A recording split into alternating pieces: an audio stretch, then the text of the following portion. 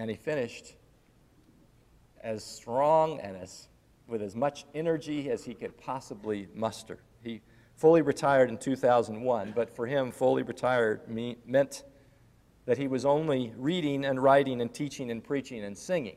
The only thing he really stopped doing was full-blown administration.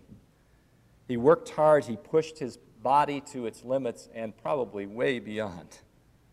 And in these last few years, as many of you know, he suffered from bad knees, diabetes, kidney failure, ITP, which is a blood disorder, congestive heart failure. And yet, time after time, Dad would wrap up his wounded body, he would take some pain pills, he would march out to the tennis court, and there would be a transformation. I mean, we could play doubles together and win, I think, because the other team would see this man hobbling out to the court, and then once we started the game, he would not stop. He would go after anything and everything, even if he ended up on his face to get to it. Even when he could barely move, my dad still was passionate about trying to play tennis. In fact, it was less than 2 weeks ago that he played his last game of tennis. Though he had to reduce his speaking schedule these last few years, just 6 weeks ago, my dad gave the commencement address at Trinity College in Florida. Strong to the end.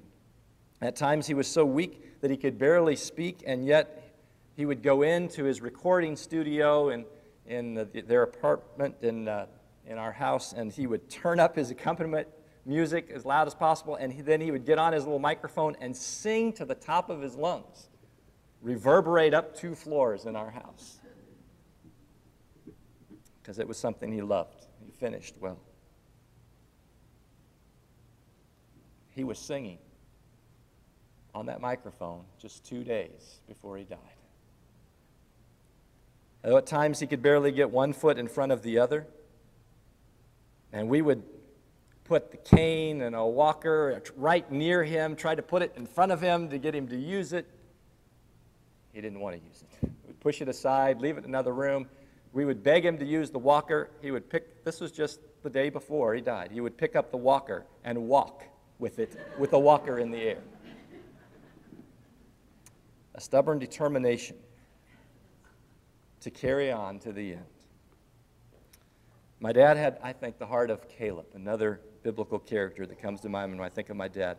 At the age of 85, Caleb came to his spying buddy Joshua, and remember what he said? He said, "I'm just as vigorous to go out to battle now as I was then," referring back to when they were just young and exploring the land. And so Caleb proceeds to ask Joshua for some of the most difficult land to take, where the giants were, and with full assurance that God would help him conquer that land.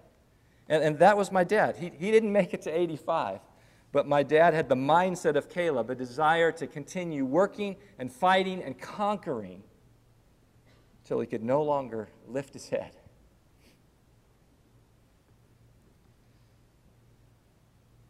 So many things I'll miss about my dad, but probably most of all, I'll miss the joy of playing doubles with him.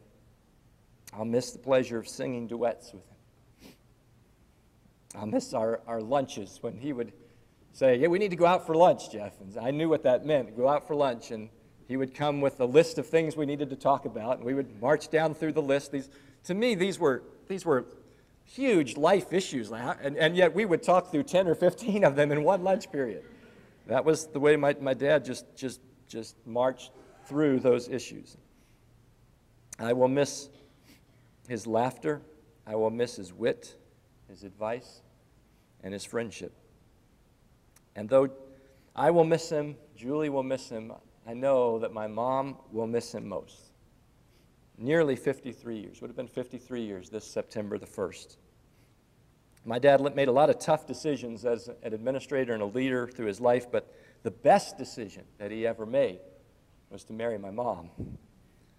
A faithful, godly wife that she has been all these years, and these last few years that have challenged her the most to be a caregiver and a nurse in some days for him, and yet to remain a faithful, loving friend and spouse. And she balanced that perfectly, wonderfully. Exactly what my dad needed in his last years. She is the jewel in my dad's crown. I want to close with just a word about my dad's final night. He passed away Thursday morning. That night, he was not doing well. Wednesday night, he was very weak. He could hardly eat, could not hold anything down. He was feverish, having trouble breathing. And my mom and I and Beth were trying to get him in bed just to help him feel a little more comfortable. But just before we left his bedroom, he tried to speak something to us. His voice was so weak, we couldn't even hear what he said. My mom went over closer, and he whispered to her, "Thank you."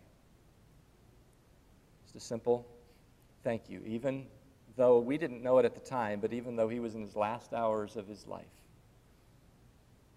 he was appreciative of just simple care and love of his family.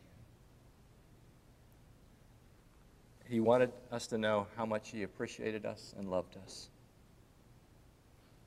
And then on Thursday morning, I think those thank yous turned the other way. I think as my dad entered heaven, there was a line of people waiting to greet him and waiting to thank him. Thank him for the influence, the spiritual influence that he had on their lives. And I know there's many more to come that are still here that will join that line when they get to heaven. I believe my dad heard the applause of heaven. And I believe he heard the voice of his Savior saying, "Well done, good and faithful servant. Enter into my joy."